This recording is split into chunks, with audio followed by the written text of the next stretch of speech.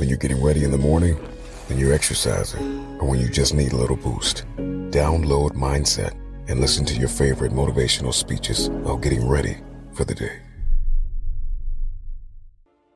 We're conditioned to identify our sense of self, our sense of me, as simply this body. We're conditioned to believe we are this identity.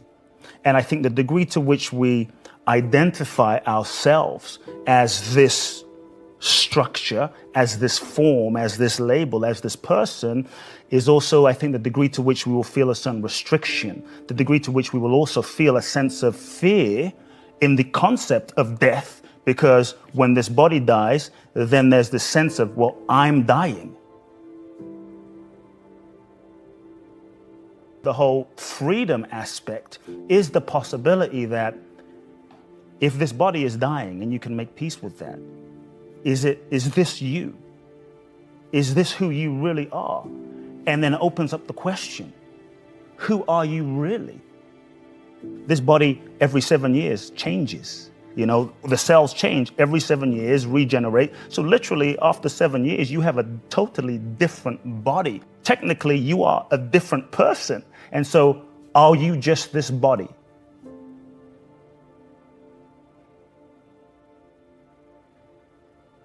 The real death is not just the death of this physical body, because I believe that what we are is not just this body.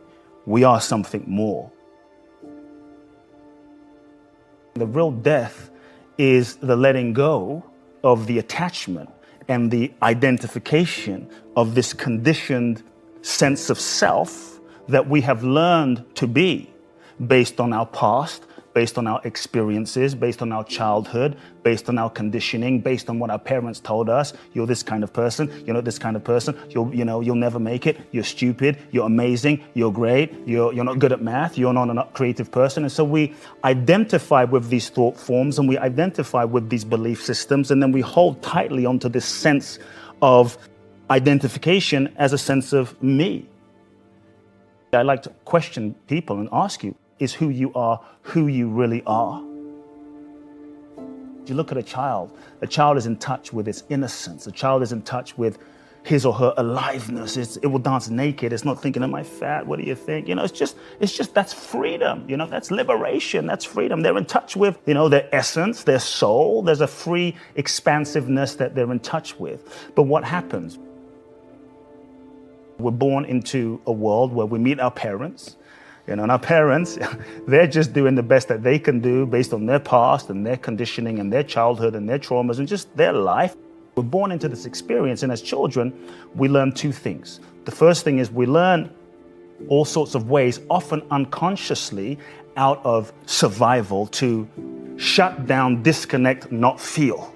Not feel the pain of my dad's an alcoholic. Not feel the pain of my dad is not around, not feel the pain of my mother's crazy or my parents are screaming all the time. As children, we're very sensitive to this. And so we learn all sorts of ways to shut down our feeling capacity, to disconnect, and we start suppressing, function, and survive.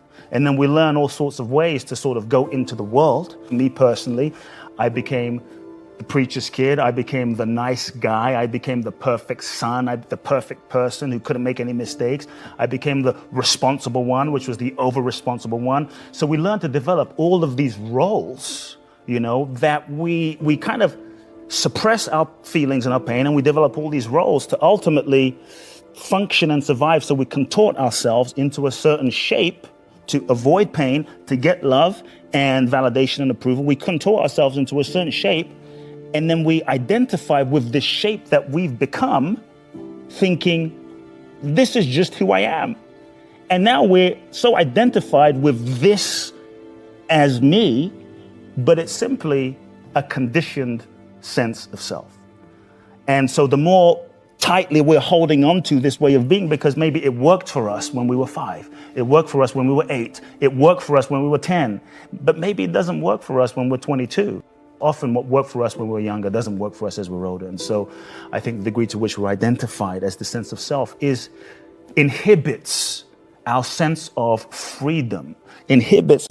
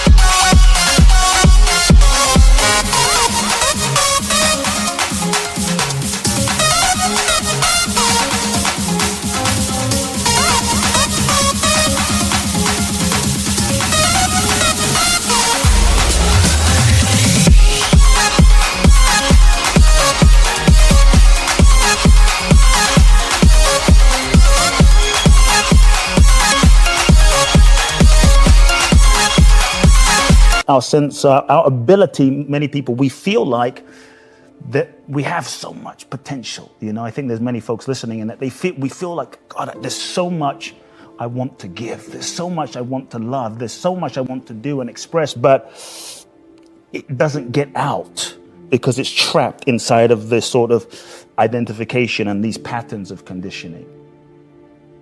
One of the things that keeps us stuck in a simple level are all the ways we lie to ourselves, all the ways we rationalize, I'm in a relationship and it's not so bad. It's okay. I should be grateful. I think we should not use gratitude as a spiritual bypass of our truth. I think it's okay to be gratitude, but if we want to be free, we have to be willing to be ruthlessly, compassionately honest with ourselves. For me, truth is yoga. Truth is spiritual practice. Truth is real meditation. To start asking oneself, okay, what lies am I telling myself? And be willing to sit with it, even if you're not willing to take action right now. Part of truly reclaiming our power is the willingness to be responsible for what we feel. Life is actually seeking to express itself through us. It is a simple truth process of asking yourself ruthlessly, with intention, what lies am I telling myself? What am I pretending?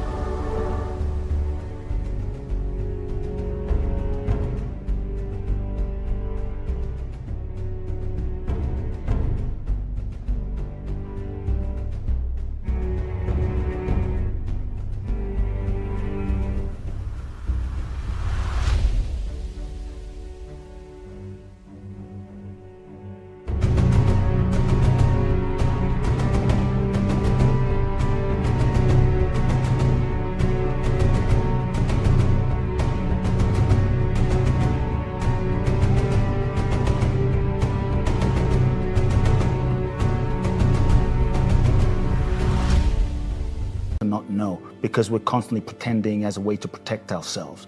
What are the lies costing me? And actually being willing to feel the pain. And that's the key thing, because sometimes we know we're lying, but we numb ourselves from feeling the pain, which allows us to keep going. But actually taking the time, cultivating the space to feel the pain, to feel the impact of being misaligned, of not living in integrity, to feel that, to let it touch you. Because if we do, it hurts. It hurts. And sometimes we live for 10, 20, 15, 50 years disconnected. And ask ourselves, what am I most afraid will happen if I tell the truth? And face that fear. Really face it.